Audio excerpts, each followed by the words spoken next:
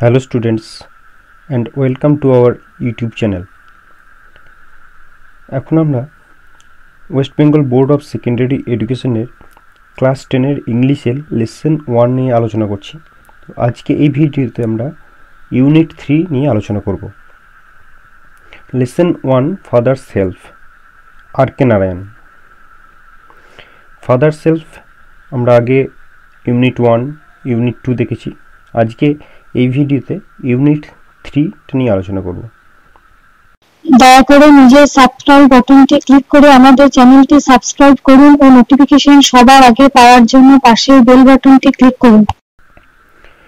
তো প্রত্যেকবারের মতো এবারেও আমরা ইউনিট 3 আলোচনা করার আগে ওয়ার্ড নোটস থেকে নেব, যেগুলো আমরা আগে ভিডিওগুলোতে দেখেছি।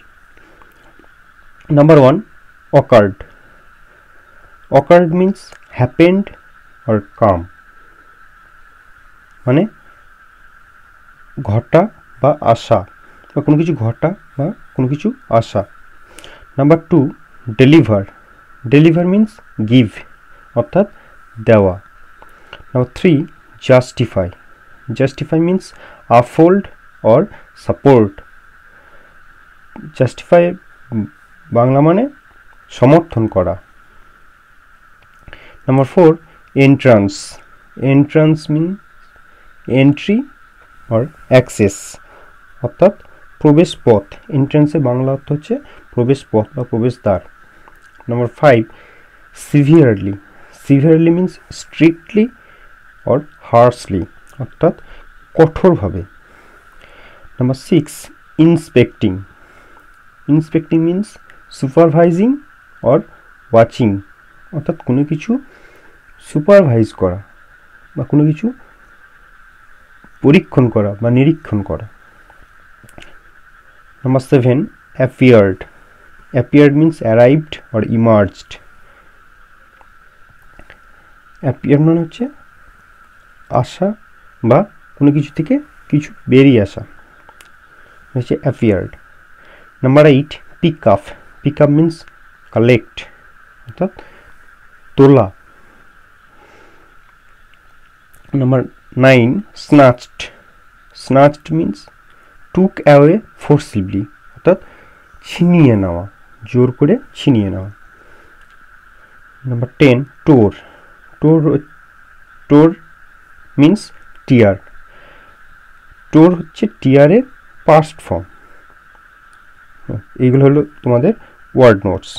এগুলো তোমরা নিজেদের প্রয়োজনে স্ক্রিনশট নিয়ে নিতে পারো। চলো এবার আমরা টেক্সটে আসি।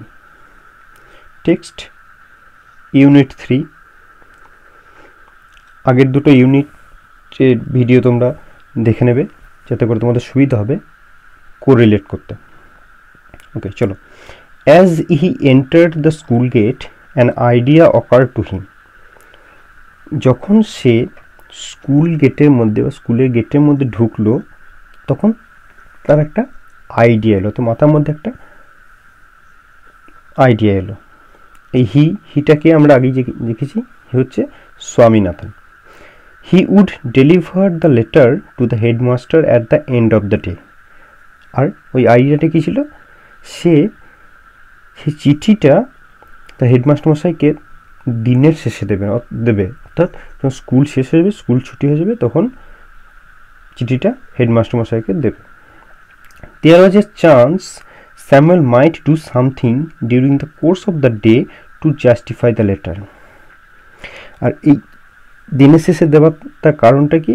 তার কারণ হচ্ছে এই সময়টাতে, অর্থাৎ ও যতক্ষণ স্কুলে থাকবে সেই সময়টাতে তার চিঠিতে, অর্থাৎ সেই চিঠিতে যেটা লেখা আছে সেটা সঠিক প্রতিপন্ন করতে স্যামুয়েল হয়তো কিছু একটা করবে। কিছু একটা করবে মানে চিঠিতে যেরকম লেখা আছে সেরকম যদি কিছু একটা করে, তাহলে চিঠিটা জাস্টিফাই হবে বা সঠিক প্রতিপন্ন হবে। স্বামী stood at the entrance to his class. স্বামী ক্লাসে যে প্রবেশ পথ সেখানে দাঁড়িয়েছিল। Samuel was teaching arithmetic. Samuel তখন ক্লাস স্টুডেন্টদেরকে অঙ্ক শেখাচ্ছিলেন।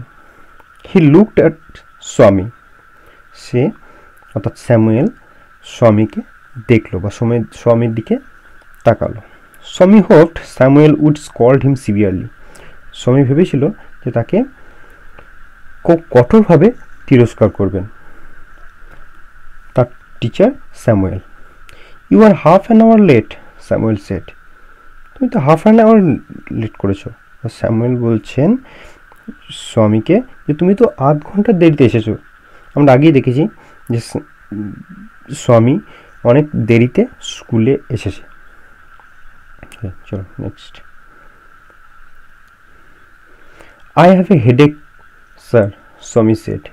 স্বামী আনসার করলো বা উত্তর দিল কি যে আমার মাথা যন্ত্রণা করছিল। Then why did you come at all? তাহলে তুমি স্কুলে আসতে গেলে কেন? এটা স্যামুয়েল বলল। This was an unexpected question from Samuel. এই কথাটা শুনে স্বামীর কী মনে হলো যে এই এই কোশ্চেনটা একটা আনএক্সপেক্টেড কোশ্চেন, অর্থাৎ স্বামী এটা কখনোই আশা করেনি স্যামুয়েলের কাছ থেকে যে স্যামুয়েল এরকম ধরনের প্রশ্ন জিজ্ঞাসা করবে বা এরকম ধরনের বিহেভ করবে। Swami said, my father said I shouldn't miss school sir. Swami তখন উত্তর কী দিল যে আমার বাবা বললেন যে আমার স্কুল কামাই করা উচিত নয়। Samuel looked impressed. স্যামুয়েল এই কথাটা শুনে কিন্তু ইমপ্রেস হয়ে গেল, অর্থাৎ একটা তার প্রতি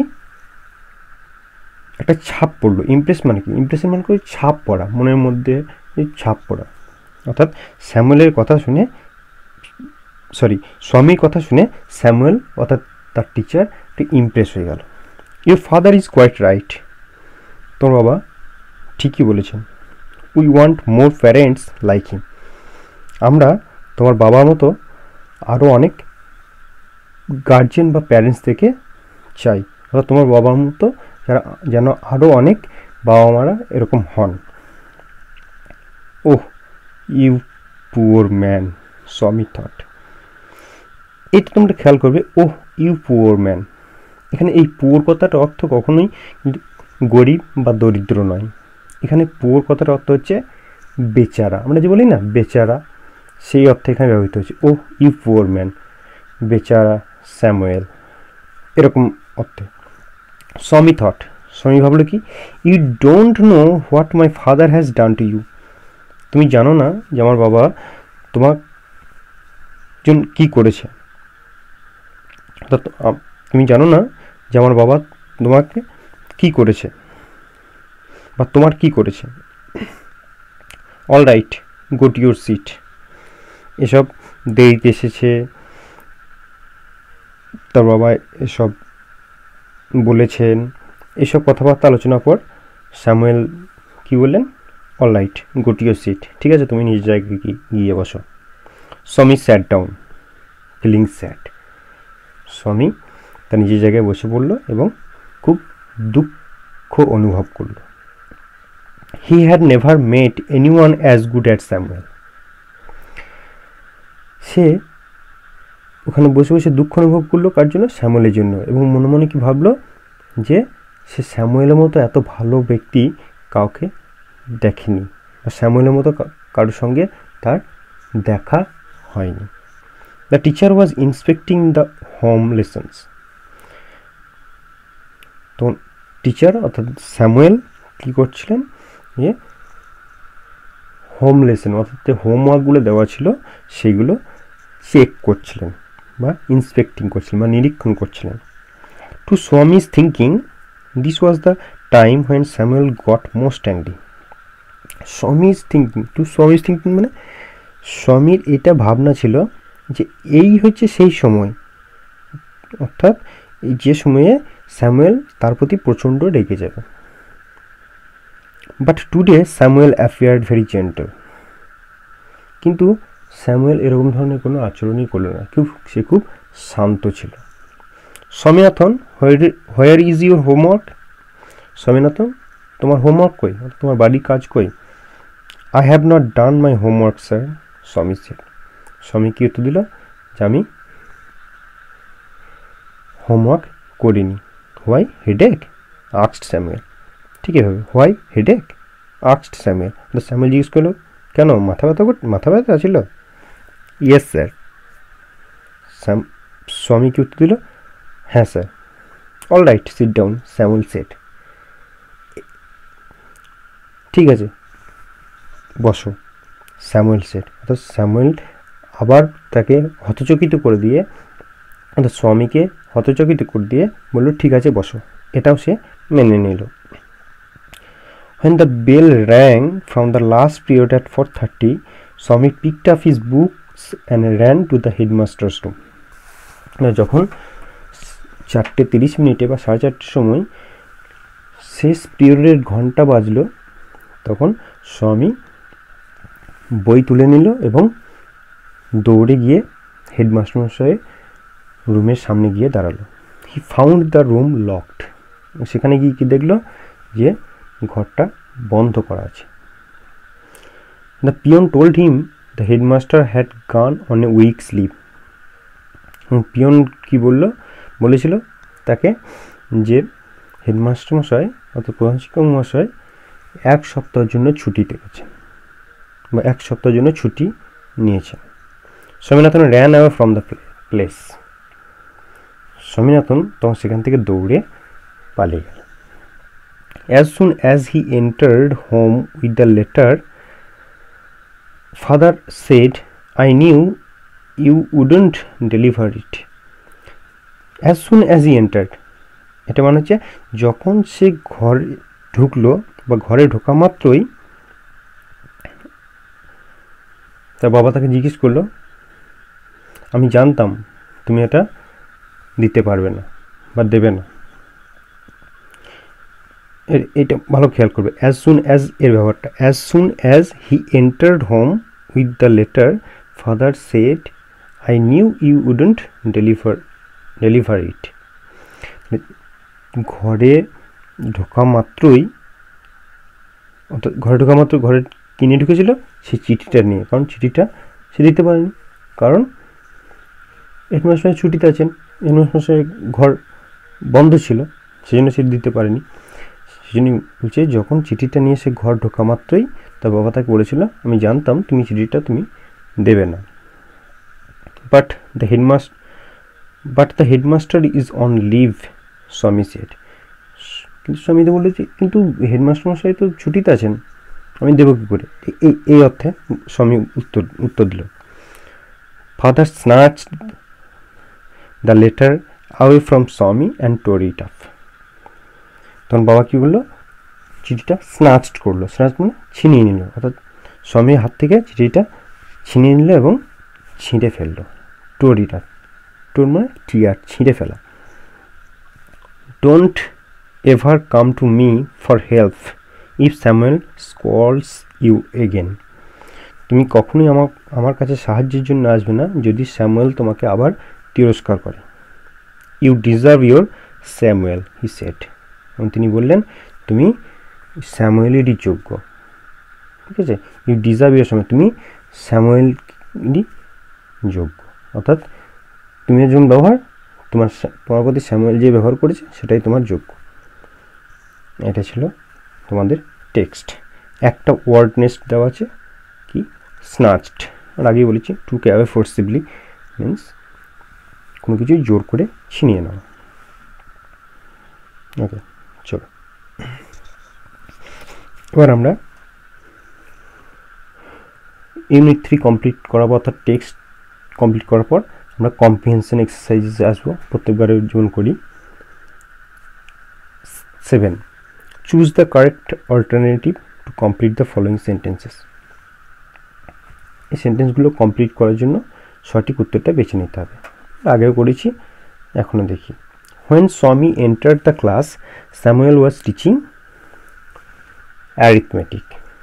Arithmetic হলো সঠিক উত্তর। B. Swami was so late to school by Swami was late to school by half an hour.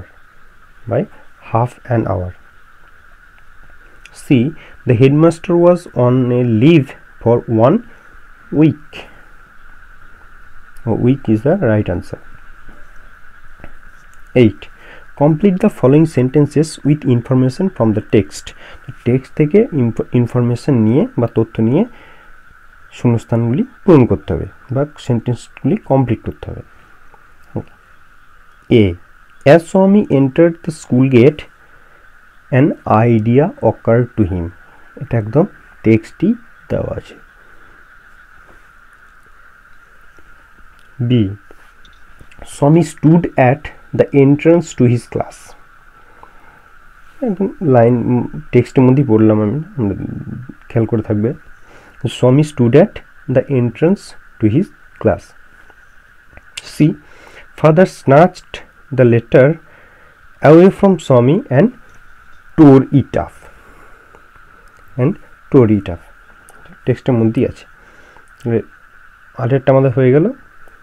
আসছে 9, একটা নতুন এক্সারসাইজ আমাদের লেসন 1 যেটা হচ্ছে কজ অ্যান্ড ইফেক্ট। অর্থাৎ যদি কজ দেওয়া থাকে তাহলে তার ইফেক্টটা কী হয়েছিল সেটা লিখতে হবে, যদি ইফেক্ট দেওয়া থাকে তাহলে সেই ইফেক্টের কজটা কী ছিল সেটা লিখতে হবে। 9. Fill in the chart with the information from the text, এবং এই সবগুলোই টেক্সট থেকে করতে হবে। ওকে, কজ ইফেক্ট। এর আমাদের ইফেক্টটা দেওয়া আছে। ইফেক্টটা কী দেওয়া আছে? স্বামী did not do his homework. স্বামী তার হোমওয়ার্ক করেনি। তার কারণ কি? অর্থাৎ তার কজটা কি? কজটা হচ্ছে না স্বামী হ্যাড এ হেডেক, অর্থাৎ স্বামীর মাথা ব্যথা করছিল বা মাথা যন্ত্রণা করছিল, সেই জন্য সে করেনি। তাই সঠিক উত্তর হচ্ছে Swami had a headache. B, cause আর ইফেক্টের মধ্যে এখানে বিতে কজটা দেওয়া আছে কি? Swami never met anyone as good as Samuel. অর্থাৎ স্বামী স্যামুয়েলের মতো এত ভালো আর কাউকে দেখেনি। এটা হচ্ছে কজ। তাহলে এর ইফেক্টে কী হয়েছিল? এর ইফেক্টে ছিল Swami sat down and feeling sad. সে যখন ভাবলো যে স্যামুয়েলের মতো ভালো কাউকেই দেখেনি, কার সঙ্গে আমার দেখা হয়নি, তখন সে কী করেছিল? সে বসে পড়েছিল, তার জন্য দুঃখ অনুভব করেছিল। সেটা হচ্ছে Swami sat down and feeling sad. C, C এর ইফেক্টটা দেওয়া আছে। ইফেক্টটা কি? Swami could not deliver the letter. Swami চিঠিটা দিতে পারেনি বা ডেলিভার করতে পারেনি। তার কজটা কি বা কারণটা কি? Headmaster had gone on a week's leave. অর্থাৎ হেডমাস্টার মশাই 1 সপ্তাহ ছুটিতে গিয়েছিলেন, সেই জন্য সে চিঠিটা ডেলিভার করতে পারেনি। এটা হলো তোমাদের কজ অ্যান্ড ইফেক্ট। তোমরা টেক্সট বুকের মধ্যে করে নিতে পারো বা তোমরা লিখে নিতেও পারো। ওকে, নেক্সট নাম্বার 10 কি আছে? গ্রামার ইন ইউজ, অর্থাৎ প্র্যাকটিক্যাল কিছু গ্রামার দেওয়া আছে। Number 10, choose the correct alternative to complete the following sentences. এখানে দেখো 3টে অপশন দেওয়া আছে, 3টে করে অপশানস দেওয়া আছে। সেই 3টে অপশানস থেকে একটা সঠিক দেওয়া আছে, সেই সঠিকটা তোমাদেরকে বেছে নিতে হবে। অর্থাৎ এ কী আছে? রিনা টেক্স টুক, এই 3টে দেওয়া আছে। The bus to school everyday. এখানে সঠিক উত্তর কী হবে? রিনা টেক্স, আন্ডারলাইন করা আছে দেখো, TAKES, Rina takes the bus to school everyday. Takes is the right answer. B, last Monday while we এর পর দেখো 3টে অপশনস দেওয়া আছে। Was watching, have been watching, were watching, তারপর the television, the electricity went off. এখানে সঠিক আনসারটা হবে were watching. Last Monday while we were watching the television, the electricity went off. Okay, were watching is the right answer.